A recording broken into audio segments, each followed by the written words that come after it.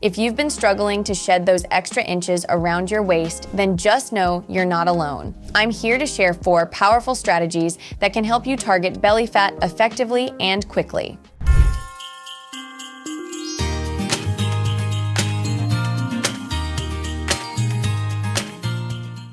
Hello, Vitality Seekers! Welcome back to Sweet Science. I'm Chloe, your guide towards a healthier and happier you. Today, we're tackling a topic I know is at the top of mind for so many of you, belly fat. First things first, belly fat isn't just about how your jeans fit. That deep belly fat around your organs is known as visceral fat. It can lead to some serious health problems down the line. For this episode, I'm combining my own research with that of Dr. Mindy Pelz and several other metabolic health experts. So, let's explore how you can eliminate stubborn belly fat without spending hours in the gym.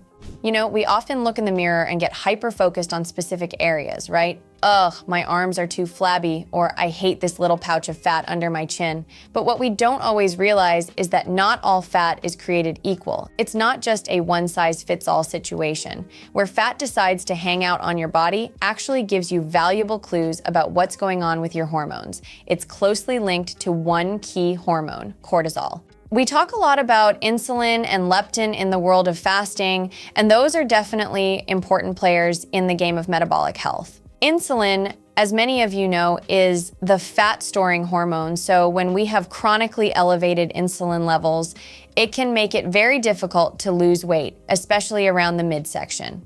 Leptin is our satiety hormone, and it plays a crucial role in regulating our appetite and metabolism.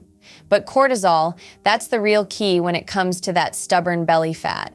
Cortisol is designed to help us cope with stress. But when we're chronically stressed, those cortisol levels stay elevated, and that can lead to a whole range of negative effects, including increased belly fat storage, but also bloating, brain fog, and many other negative effects on your well-being.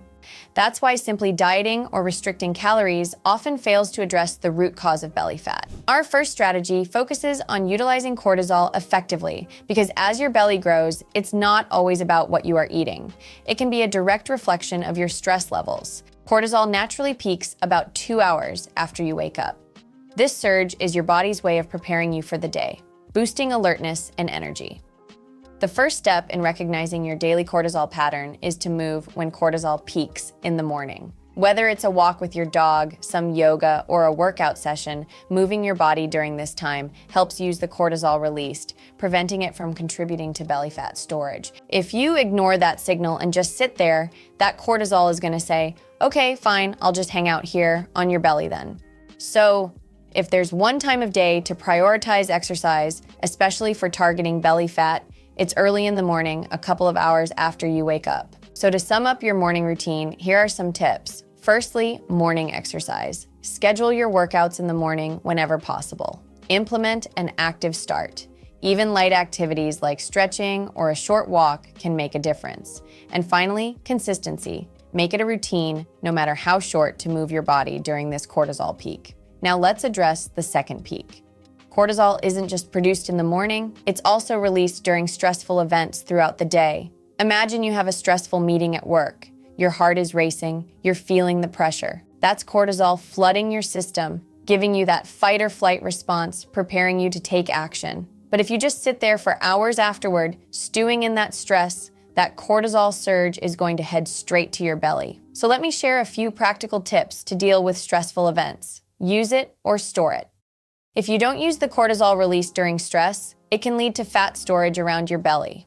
Get up and walk around, even if it's just a quick trip to the bathroom or a lap around the office. Any movement helps to use up that excess cortisol and prevent it from being stored as fat. My second tip is to front load your day.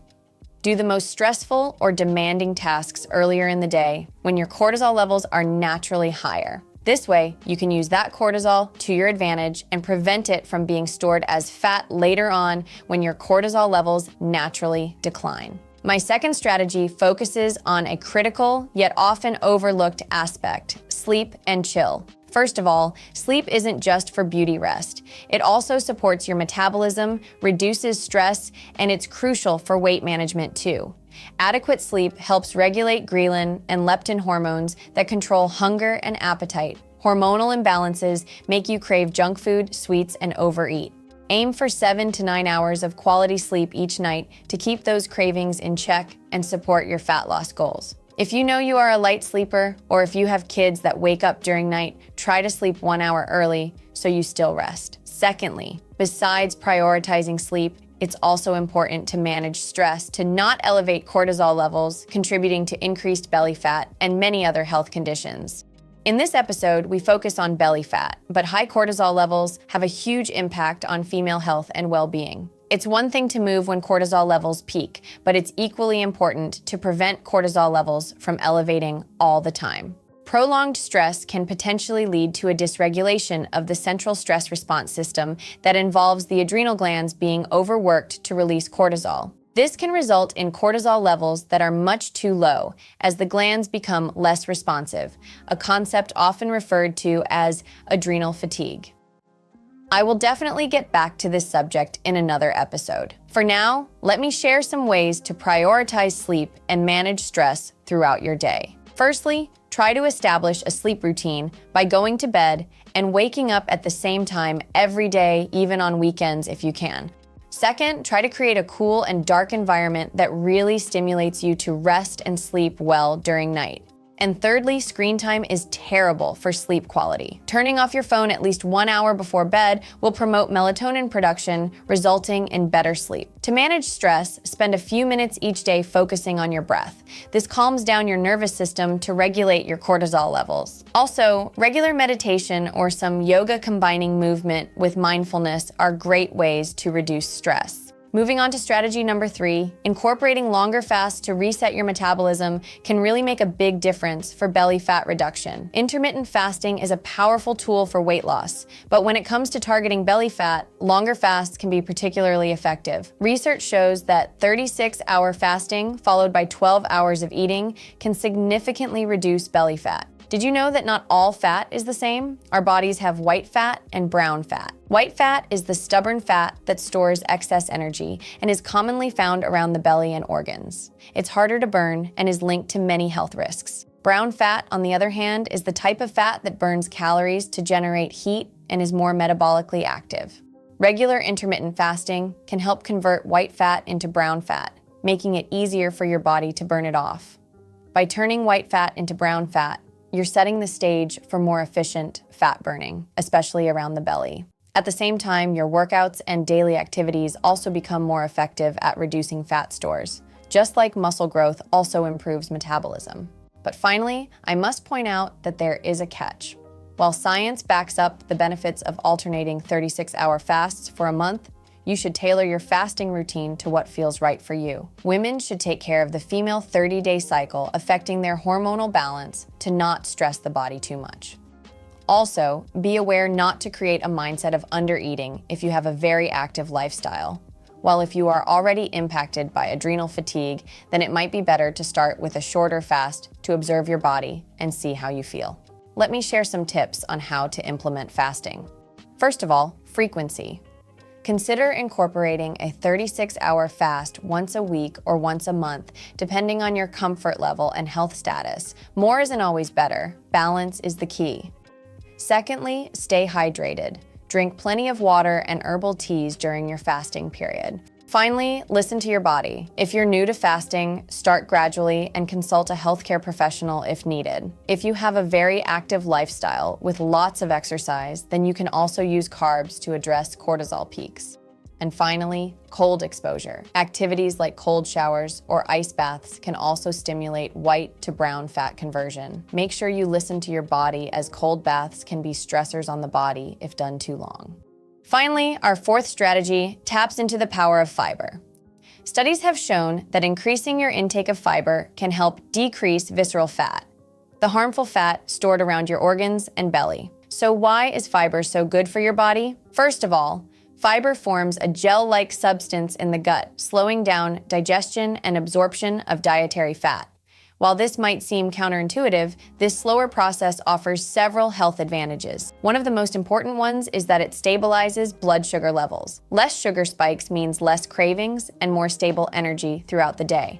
It also promotes fullness, which helps to make you feel full longer. reducing your overall calorie intake and preventing you from snacking. In addition, fiber foods act as a prebiotic, feeding beneficial gut bacteria. Healthy gut bacteria improve digestion, nourish colon cells, and reduce inflammation. Finally, because fiber reduces the absorption of dietary fats in the intestines, it also supports weight and cholesterol management and ultimately in reducing belly fat.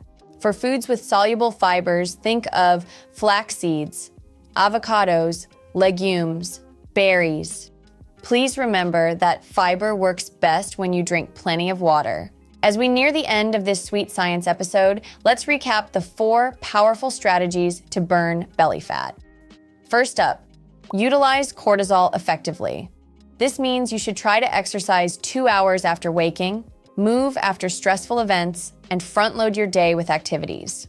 Moving to strategy number 2, sleep and stress management. Practice stress-reducing activities like meditation and yoga. Also, try to establish a consistent sleep schedule even on weekends in a restful sleep environment. The third strategy we discussed involves incorporating longer fasts.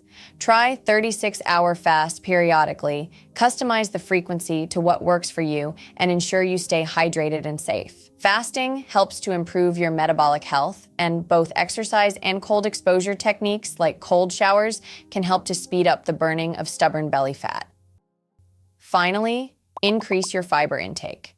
This involves adding fiber-rich foods like fruits, veggies, and legumes in your meals. Fiber stabilizes blood sugar, among other benefits, and will support belly fat reduction.